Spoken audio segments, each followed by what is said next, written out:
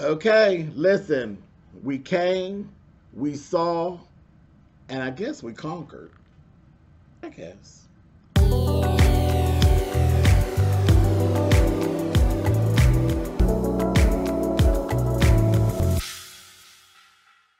Hey guys, thanks so much for clicking on the video. This is my review for Bad Boys LA. This is the finale. This is episode 12 of season 1.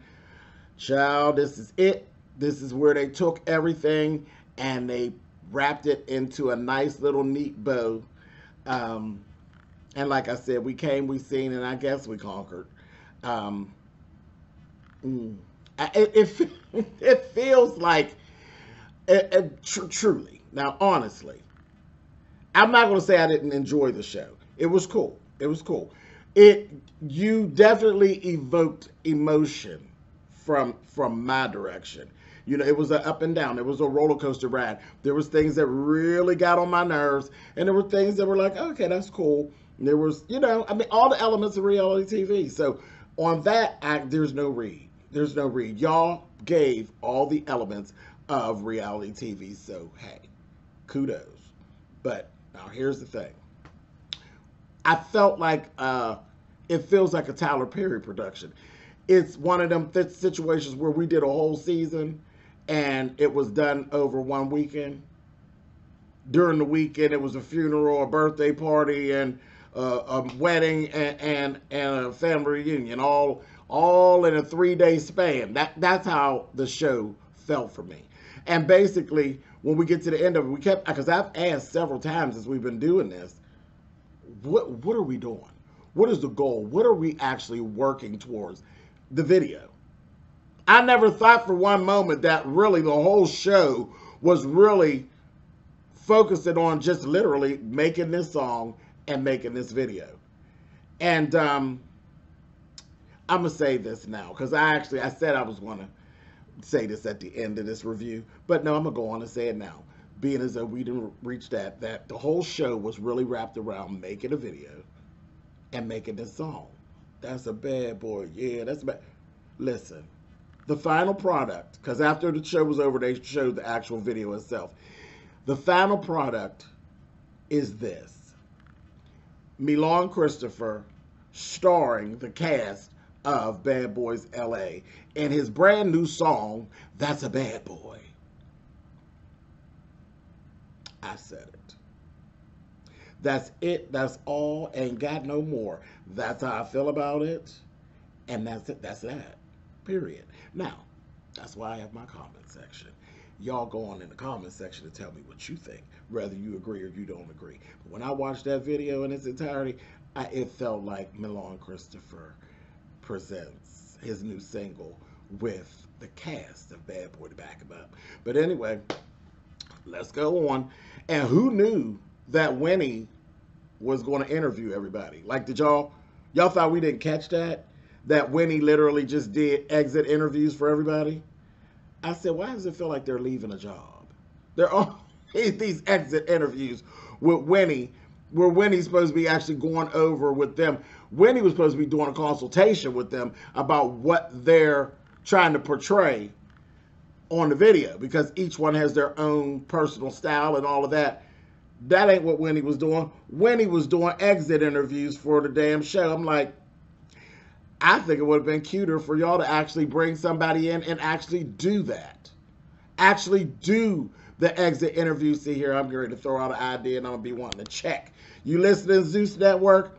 I would have liked it better if y'all would have literally did exit interviews on each one individually. And then you could have partnered them up the way you did, because they showed Winnie partnered them up the way that they've fallen out in their friendships, who's connected with who, pretty much, and did exit interviews on them. I was like, whatever. Anyway, let's go back to the beginning.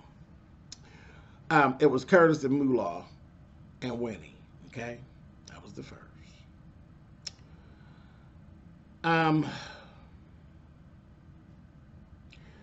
Child, he sat with them Curtis starts talking. Curtis is talking.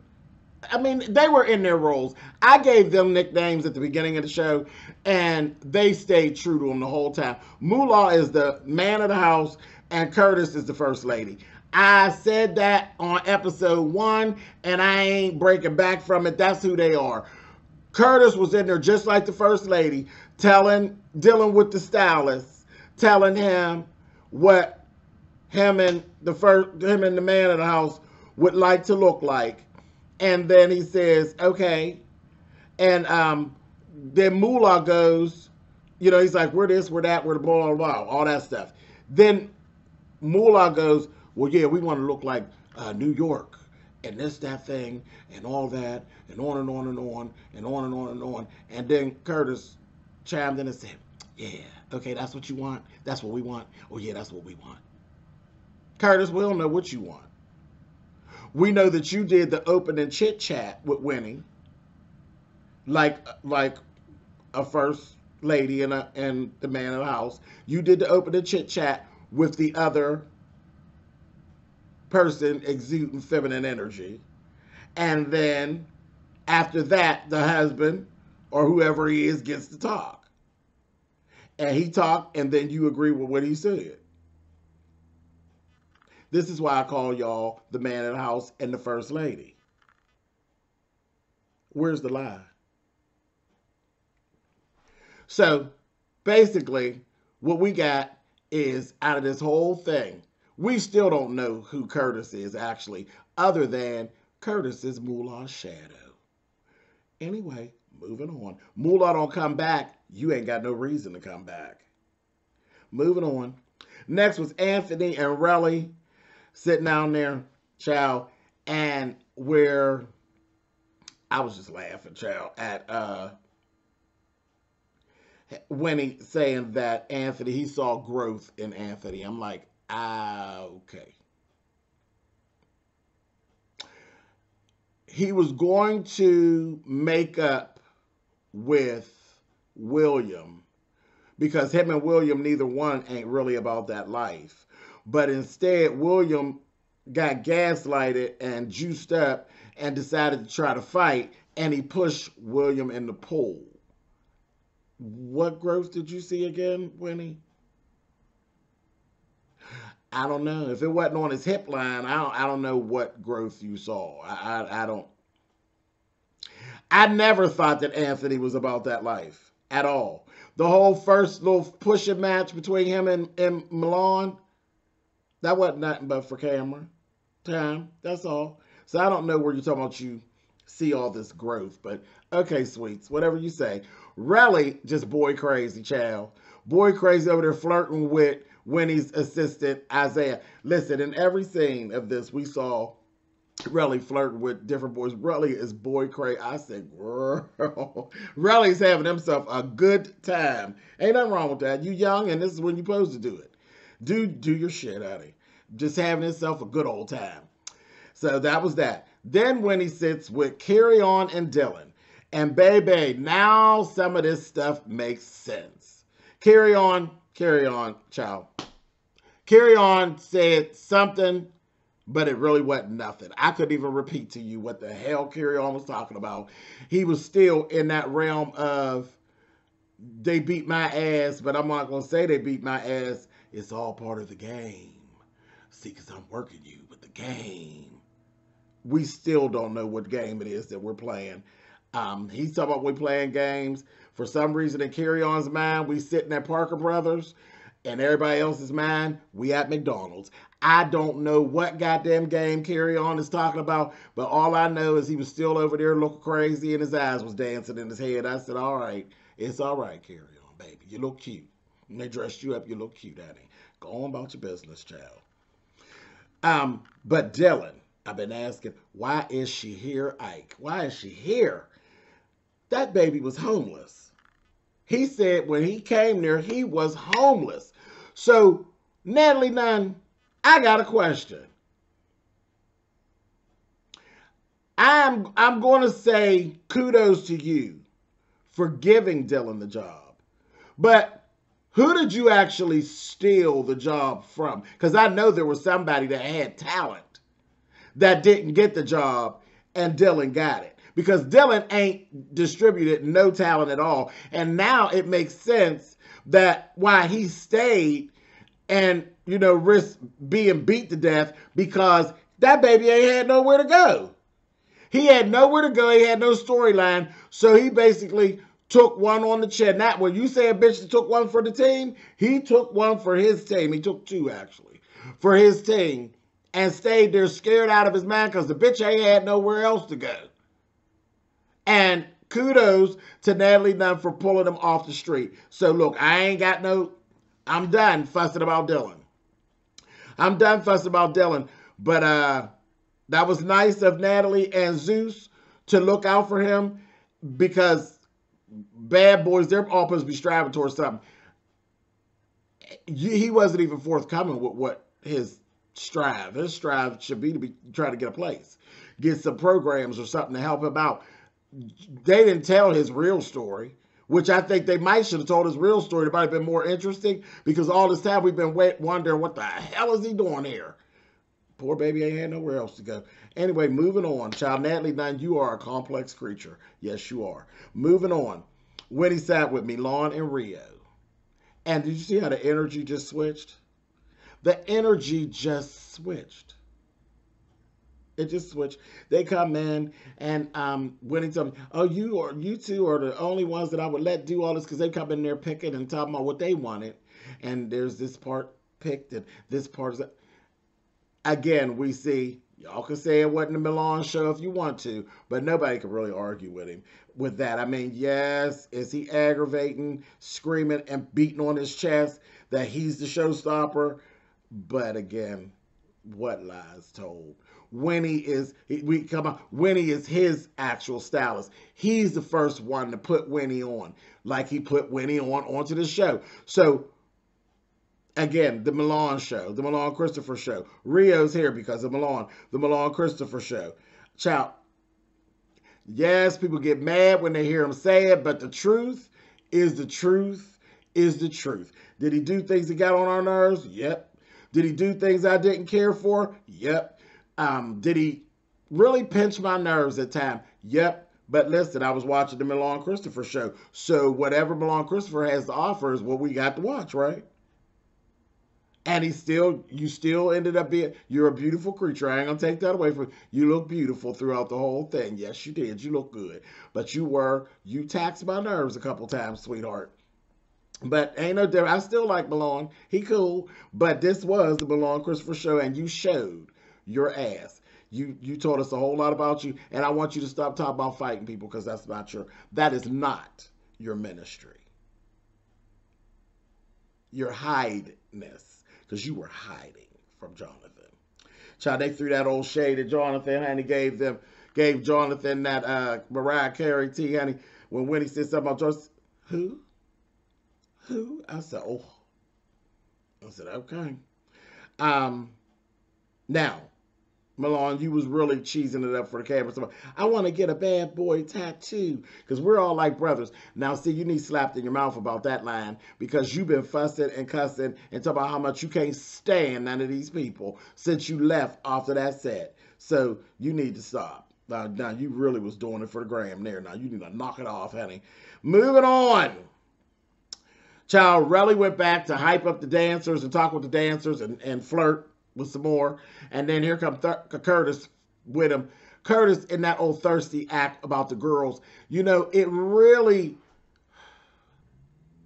Curtis and Moolah and their thing of this, I don't know if they were trying to really pump that we're heterosexual or what, but it got to a point where it was so overbearing that it started to become kind of creepy. You know, like when you see Curtis back in, it's like he's in corners, hiding and giving peeping Tom vibes and stuff. I'm like, we get it. You like girls, okay. But it started to come off kind of, it was kind of creepish. You came off way too thirsty. Way too thirsty, and it became problematic. And then boom, no exit interview for Gutta. No exit interview for Gunna. I said, well, wait a minute. So who's styling Gunna? You ain't gonna style Gunna? Is Gunna? I guess. Well, listen, and this is the thing. Now, I'm gonna give them this. I'll give them this because they handled Gunna well as far as he was handled like what he is. They didn't like try to put masculine energy into getting him together. They actually brought in feminine energy to get him, like he had makeup people and he had, you know, his hair done the way that he wanted. You know, it was a ode to Cardi and all of these different things. So they handled him with girl gloves, as they should have, because that's what he gives. He's femme fatale. That's what he gives. So I'm like, okay. All right, but we'll talk about more about Gunna in a second. So now let's go on to everybody doing their scenes in the video. And they got this big old warehouse, the warehouse setup. It looks really, really good. Everything looks very, very professional. Really, really groovy. Okay? Zeus didn't cheat them on the budget for this little video they was making and all that. So, cool. Milan's scene is why I say this is Milan's video. And again, I got to take up for him here because no matter what you say or how you feel about Milan, it just is what it is. When they show him filming his scene from the video, if you don't know Milan and you don't know any of his previous work about his music or anything like that, now I know all those things because I've been following him. But if you didn't know, just watching that, take your feelings about him out of it, you can see his experience right at hand. You can see he knows what he's doing. He knows how to take direction. He knows how to take that thing and flip it. He did the hell out of his part because it was his video. It was his video, and I don't care what they say. At the end of the day, it all seemed like it was really his vision. All of it. The song, the video, all of it. All of it. And they all came over. They came across like backup artists. Everybody in the video. Every last soul. That's that. Curtis, he went to do his stuff. Curtis is very green. You could tell this was like, he's not used to being on sets like that and stuff like that. And he was really excited. So I was excited for him to get that experience. But then again, here comes Moolah. I said, here comes Moolah. Why? Why does everything have, why can't you do your own thing? I'm so irritated with that because I've never been a follower. I've always been a leader my whole life. And I just can't. I can't. It just was driving me nuts. Everything about you got that. You mentioning his name in your verse and all. He ain't mentioning you. He ain't running and wanting to have you got to be in his scene. All he wants is some bad bitches. Those some bad bitches.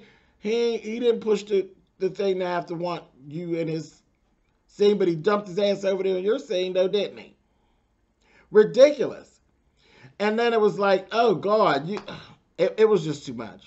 It was just too much. I was like, this is ridiculous. This is ridiculous. But that was that for him. Whatever. I like the lighting, how they did the bullet holes all over and the light shining through. But I wish she'd did more with it. But you know, whatever. But it looked good. The look was good. Now Gunna, they set her up cute. Everything, like with the boys, all their stuff was really, really dark. Like their scenes were really dark. Gunna's scene was lit up and it was bright. Like I said, they handled her as her. They did. They really did. And they did a good job. They didn't try to, and this is what I'm saying, they didn't try to make Gunna into something that Gunna wasn't. She's femme. And they let her be femme. And they filmed her femme. It was very intentional. And I appreciated that. You know, being a little femme myself. A little. But I appreciated it, honey. I said, yes, Miss Gunna. Now, Miss Gunna, you talk a lot of shit. You talked a lot of shit. And I have to say, your performance of what you did in the song, your verse in the song, you showed your ass. You did well. But your performance of your part of the song was quite lackluster, sis. Quite lackluster. And the top of the outfit, the bottom of the outfit, No. No. But yeah, the performance was very lackluster. She seemed like she didn't feel well. That's what I was saying, what's going on? Because in the last 3 episodes, Gutter was laying down a lot. It was everything after that party. I noted, now you had some stuff to do with phone calls and you was hiding and you didn't want too much of a conversation because I think you was working a little jack girl. But you slipped away. But then I noticed after the party, Gutter was always asleep or always tired or always off. So it just seems like she just wasn't feeling well. And when she did her performance in the video, it seemed like she didn't feel well to me. Because again, she's high energy and her energy wasn't really, really high. Then Anthony's drunk ass, I'm like, wow, they gave Anthony one line and the bitch couldn't remember the words. I said, is this that growth you was talking about, Winnie? Anthony, sit down. Sit all the way down. Rio absolutely needs to be in season 2. If y'all do a season 2, Rio needs to be on the cast, and I'd say without Milan. Without Milan. Yeah. If y'all do a season 2, I really hope you all cast Rio. I think y'all owe him that much. He took one of the worst ass whoopings ever seen on reality TV. I think he definitely, if there's nobody else, should y'all do a show around Rio? Y'all owe him that. Y'all can do a show around Rio. And while you're at it, go over there and do a show around Jonathan. A nice show, a good show, showcasing his talent. Give him a reality show because you all used him. Zeus, I'm talking to you all. Come up close to the screen. You all owe Jonathan and Rio. Rio needs to definitely either have his own show, showcasing what he can do, but I don't need to see all that. Put his ass in Bad Boys season 2 without Milan. Let him be Rio solely by himself. Let him be Rio. Let us get to know Rio and go and find Jonathan and beg his pardon and give Jonathan a reality show about him and his journey as a hairstylist and whatever else it is that he wants to do. You owe him. You owe him. You took a whole strike at his brand, and it didn't seem to me like you all really cared whether y'all ruined his brand or not. I feel like you owe him his own reality show. That's it. That's all, and got no more. This is it for the end of Bad Boys LA. Listen, I am SpillitBoyTV. I said what I said. I guess my $5.99 was worth it. It was cool. Y'all aggravated me enough for $5.99. Well, y'all got $5.99 off of me twice, honey. No, I'm joking. Anyway, the show was cool. The show was cool. But, okay, this is the first one. Let's see what you do moving forward. See you guys later.